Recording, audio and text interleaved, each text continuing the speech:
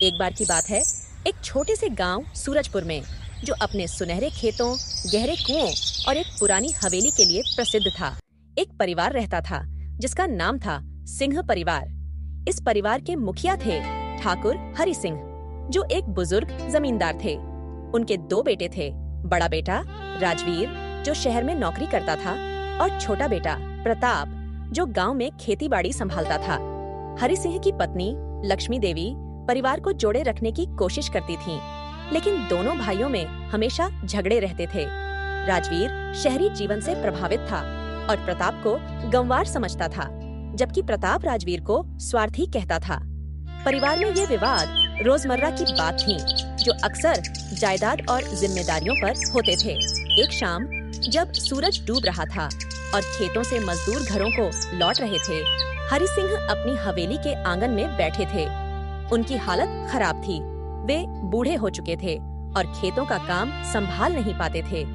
राजवीर शहर से आया था और प्रताप खेतों से लौटा था। हरि सिंह ने दोनों को बुलाया और कहा, बेटों, मैं बूढ़ा हो गया हूँ। यह हवेली और खेत अब तुम दोनों के हैं, लेकिन याद रखो, यह परिवार की विरासत है। तुम दोनों मिलकर संभालो। क्या तुम दोनों वादा करते हो कि एक दूसरे का साथ दोगे? राजवीर ने तुरंत कहा, बाबा, ये सब ठीक है, लेकिन प्रताप तो गांव में रहकर खेतों को बर्बाद कर रहा है। अगर मुझे पूरा नियंत्रण मिले तो मैं शहर से लोग लाऊंगा, आधुनिक मशीनें लगाऊंगा और खेतों को लाभकारी बनाऊंगा। प्रताप तो बस पुराने तौर तरीकों पर अड्डा है। क्या वह जानता है कि समय बदल गया है? प्रताप ने गुस्से से कहा, बाबा, इस राजवीर की बात सुनो। वो शहर में रहकर हमें ज्ञान दे रहा है। वो तो साल में 2 बार आता है और कहता है कि मैं खेत बर्बाद कर रहा हूँ। ये खेत मेरी मेहनत से चल रहे हैं। राजवीर को क्या पता कि बारिश न होने पर क्या करना पड़ता है या कीड़ों से कैसे लड़ना पड़ता है। वो तो बस पैसे गिनने आता है। लक्ष्मी देवी ने कहा, बेटो, तुम दोनों क्यों झगड़ते हो? तुम भाई हो, परिवार हो। हरि सिंह की सेहत देखो। तुम्हारी लड़ाई से वे परेशान होते हैं। क्या तुम दोनों मिलकर नहीं रह सकते? यह हवेली तुम दोनों की है। माँ, मैं तो बाबा की सेहत का ख्याल करता हूँ, इसलिए कहता हूँ कि प्रताप को गांव से हटाकर शहर भेजें। वह वहाँ नौकरी करे, खेतों का काम मुझे दे दो, मैं इसे बेहतर बना लूंगा। प्रताप तो बस मिट्टी में घुसा रहता है। क्या वह जानता है कि बाजार में कपास की कीमत कैसे बढ़ाई जाए? बाबा, देखो राजवीर क्या कह रहा है। वो मुझे शहर भेजकर ये सब हड़पना चाहता है।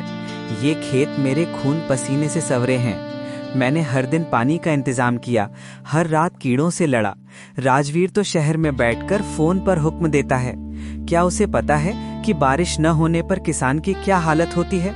हरि सिंह ने अफसोस से कहा, बेटों, तुम दोनों की लड़ाई मुझे खा रही है। ये परिवार एक है, जायदाद एक है। क्या तुम दोनों एक होकर नहीं रह सकते? ये लड़ाई खत्म करो, वरना ये परिवार टूट जाएगा। हरि जी, तुम परेशान न हो। ये दोनों भाई हैं। एक दिन समझ जाएंगे कि भाईचारा क्या है, लेकिन अभी तक ये झगड़े खत्म नहीं होते। रात को राजवीर अपने कमरे में बैठा सोच रहा था। वह कहता, प्रताप को क्या पता, वह गांव में बैठा पुरानी बातों पर अड्डा है। अगर मुझे पूरा नियंत्रण मिले तो मैं खेतों को आधुनिक बनाऊंगा, ट्रैक्टर लाऊंगा, नई खाद इस्तेमाल करूंगा। प्रताप तो बस पुराने तौर तरीकों से चिपका है। क्या बाबा को यह नहीं दिखता कि समय बदल गया है? इधर प्रताप अपने कमरे में कहता, राजवीर स्वार्थी हैं। वो शहर में रहकर हमें हुक्म देता है, लेकिन खेतों की मेहनत क्या जानता है। मैंने ये खेत संभाले हैं, हर फसल में संघर्ष किया है। वो तो बस पैसे गिनने आता है। क्या उसे पता है कि सूखे में क्या होता है? गांव में एक पुराना सियार था, जो रातों को हवेली के आसपास घूमता। वह परिवार की लड़ाइयों को देखता और अपनी आंखों से सब देखता। एक रात सियार हवेली के आंगन में बैठा था जब राजवीर और प्रताप का झगड़ा हुआ। प्रताप, तू खेतों को बर्बाद कर रहा है। अगर मैं होता तो यह सब बेचकर शहर में कारोबार शुरू करता। तू शहर जा, ये खेत मेरे हैं। तूने इस परिवार के लिए क्या किया है? सियार ने यह देखा और सोचा कि यह परिवार टूट रहा है। एक दिन हरि सिंह की तबीयत खराब हो गई। डॉक्टर ने कहा कि तनाव की वजह से है। लक्ष्मी देवी ने दोनों बेटों को बुलाया और कहा, बेटों, तुम्हारी लड़ाई ने तुम्हारे बाबा को बीमार कर दिया है।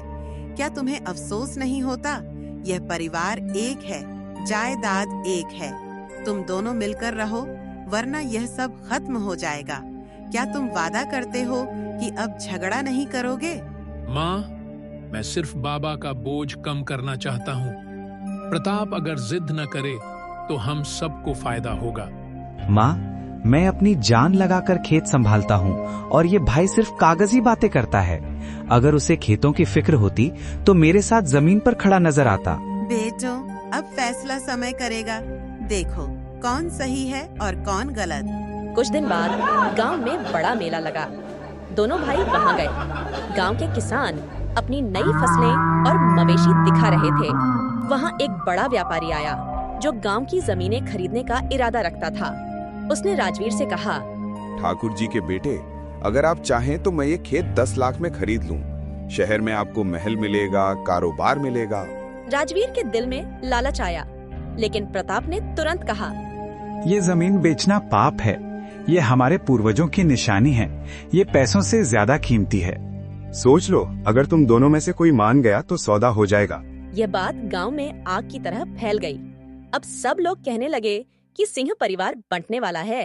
रात को वही पुराना सियार हवेली के पास आया। उस रात अजीब बात हुई। सियार आंगन के बीच में आकर जोर से बोला। प्रताप चौंक गया, जैसे कोई इशारा मिला हो। ये जानवर कुछ कहना चाहता है। शायद प्रकृति हमें चेतावनी दे रही है। पागल है तू, सियार क्या सलाह देगा? लेकिन लक्ष्मी देवी ने गंभीरता से कहा, प्रकृति अक्सर जानवरों के जरिए भी संदेश देती है।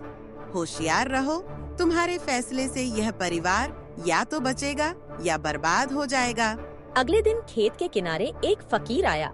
उसने राजवीर और प्रताप को बुलाया और कहा, मैंने तुम्हारे बाप के साथ जवानी में खेतों में काम किया है। ये जमीन तभी फलेगी जब दोनों भाई एक होकर मेहनत करेंगे। अगर लालच ने तुम्हें बांट दिया तो जमीन तुम्हें कभी बरकत नहीं देगी। बाबा की कहानियों की तरह पुरानी बातें। ये जमाना मशीनों का है, आशीर्वाद का नहीं। बाबा जी, आपका कहा सच है। मैं अपनी तरफ से सब करूंगा। याद रखो, आजमाइश नजदीक है और तुम्हारे फैसले से तुम्हारा परिवार पहचाना जाएगा। फकीर के जाने के बाद गांव में चर्चाएं बढ़ गईं।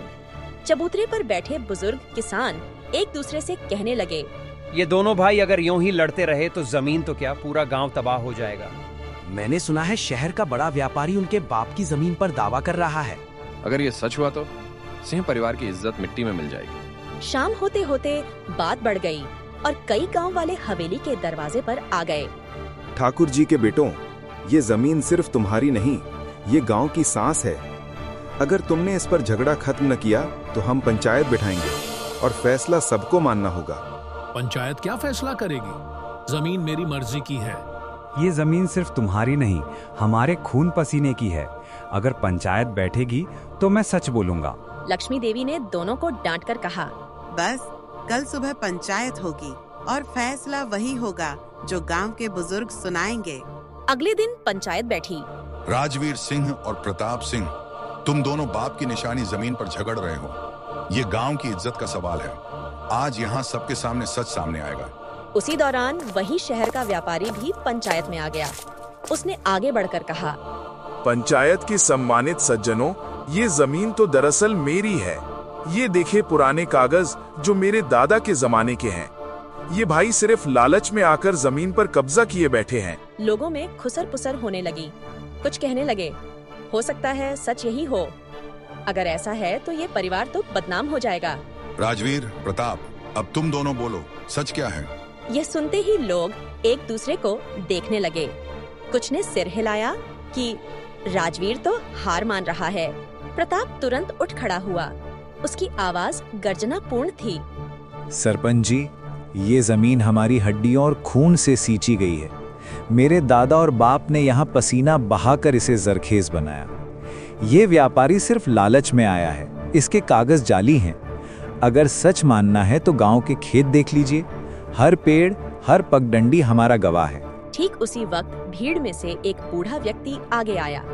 वह गांव का पुराना लेखक था जो सालों पहले जमीन के कागज लिखता था। सरपंच जी, ये व्यापारी झूठा है। ये जो कागज दिखा रहा है मैंने कभी नहीं लिखे। असली कागज मेरे पास हैं जो बताते हैं कि जमीन हरि सिंह के परिवार की है। पूरी भीड़ चौंक गई। व्यापारी का चेहरा उतर गया। ये झूठ है, ये सब साजिश है। लेकिन सरपंच ने कागज देखने के बाद ऐलान किया, पंचायत का फैसला है, जमीन सिंह परिवार की है। व्यापारी का दावा झूठा है। राजवीर खामोश खड़ा था।